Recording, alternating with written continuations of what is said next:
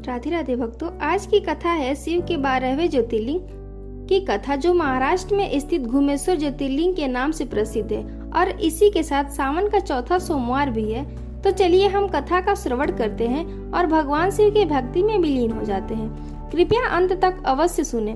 श्री सूत गोस्वामी नैमिषारण्य में एकत्रित हुए ऋषियों को इस दिव्य ज्योतिर्लिंग के आविर्भाव की कथा सुनाते हुए कहते हैं कि एक समय दक्षिण में स्थित देवगिरी पर्वत पर सुधर्मा नामक एक ब्राह्मण रहते थे।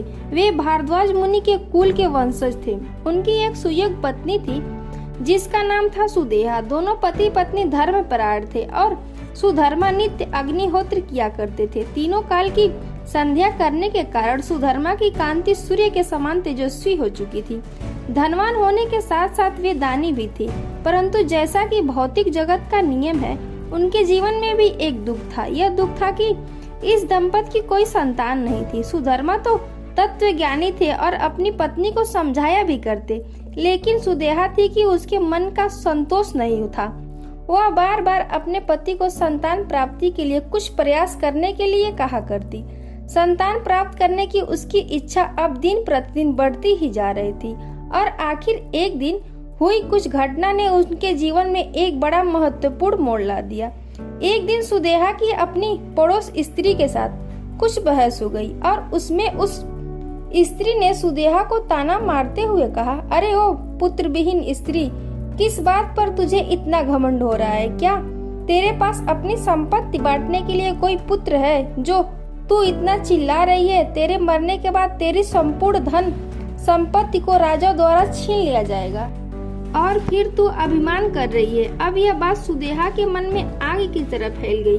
वह इसे सहन नहीं कर पाई। उसने अपने पति सुधर्मा से जाकर अपनी व्यथा कर सुनाई। सुधर्मा जानते थे कि यह एक स्त्री सहज मातृत्व की हट है। उन्होंने अपनी पत्नी को समझाते हुए कहा कि हमें अपने ईश्वर पर निर्भर रहना चाहिए। मनुष्य अपने भाग्य के सामने निसहाय होता है, लेकिन आज सुदेहा के मन में पति की एक भी बात नहीं जा रही थी। आखिरकार अपनी पत्नी के मन को शांत करने के लिए सुधर्मा ने एक उपाय किया। उन्होंने 2 फूल लिए, उन्हें हृदय पूर्वक प्रार्थनाएं अर्पित करते हुए भगवान शिव को अर्पित किया। भगवान शिव से मार्गदर्शन की याचना करते हुए सुधर्मा ने उन दोनों फूलों को अपने एक एक हाथ की हथेली पे रखा और अपनी पत्नी से कहा कि इन 2 फूलों में से किसी एक को चुने। सुधर्मा ने मन में ये निर्णय किया था कि अगर सुदेहा दाएं हाथ का फूल चुनेगी तो इसका अर्थ ये होगा कि भगवान शिव का संकेत है कि उन्हें पुत्र प्राप्ति होगी।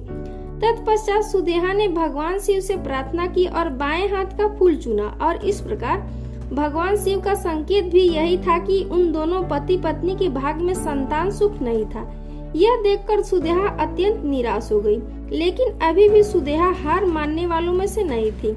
उसने अपने पति को नवीन सुझाव दिया कि अगर मेरे द्वारा आपको संतान प्राप्ति नहीं हो रही है तो आप दूसरा विवाह कर लीजिए और मुझे संतान प्रदान कीजिए।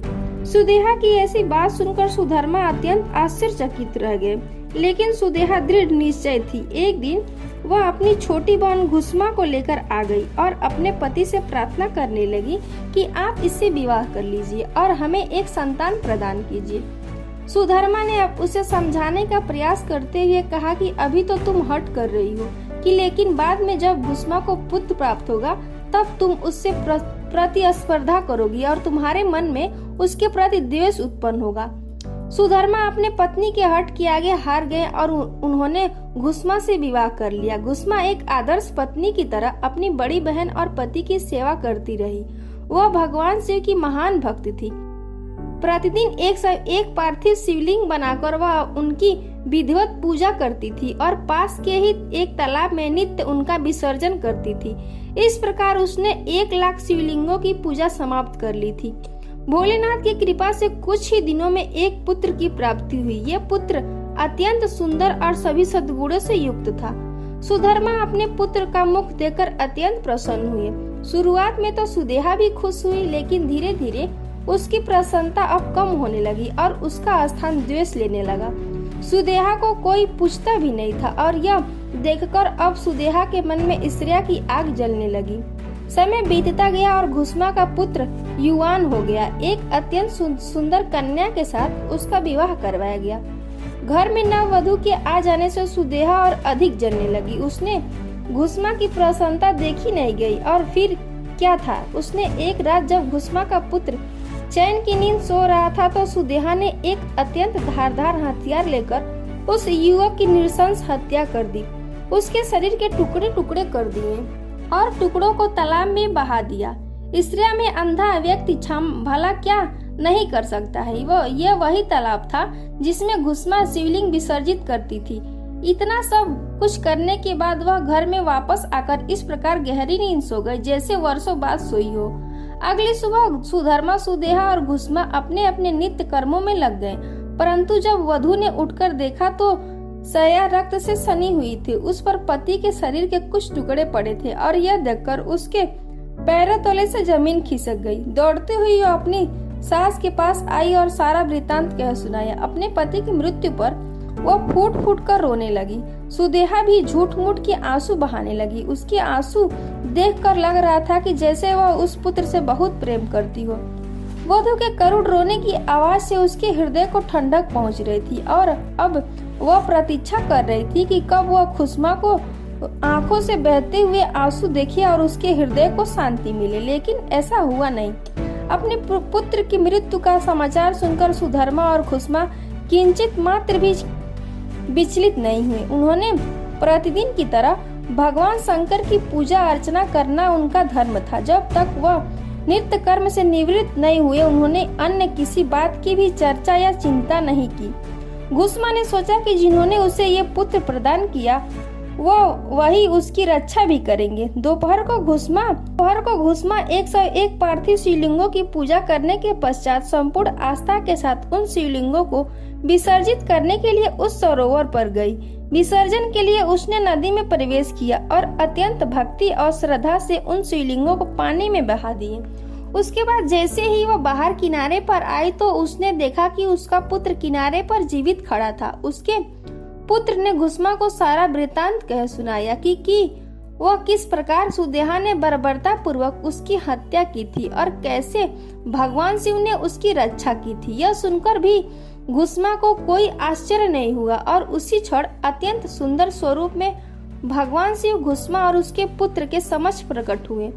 महादेव ने घुसमा से कहा कि वे उसकी भक्ति और निष्ठा से अत्यंत प्रसन्न हैं और सुदेहा ने उनके भक्तों के साथ दुर्व्यवहार किया, वे इसी क्षण अपने त्रिशूल से उसका सर्वनाश कर देंगे। घुसमा ने प्रार्थना की कि वे उनकी बहन सुदेहा को क्षमा कर दे। उसकी यह करुणा देखकर शिव जी को अत्यंत आश्चर्य हुआ और आखिर उन्होंने घुसमा से वरदान मांगने के लिए कहा। घुसमा ने कहा अगर उसकी भक्ति और निष्ठा से प्रसन्न है तो वे उस स्थान पर सदा निवास करे और उसके नाम से ही जाने जाएं। उसकी प्रार्थना को स्वीकार करते हुए महादेव उसी स्थान पर घुसमेश्वर के नाम से विराजमान हो गए। जिस सरोवर में घुसमा नित्य शिवलिंग का विसर्जन करती थी उसे भगवान शंकर ने शिवालय की उपाधि दी। इतना कहने के पश्चात महादेव ज्योतिर्लिंग के रूप में वहां स्थित हो गए। तो ये थी घुमेश्वर शिवलिंग की प्रकट होने की कथा। फिर मिलते हैं एक नई और बहुत जरूरी जानकारी लेकर अगले वीडियो में। तब तक के लिए जय सीताराम।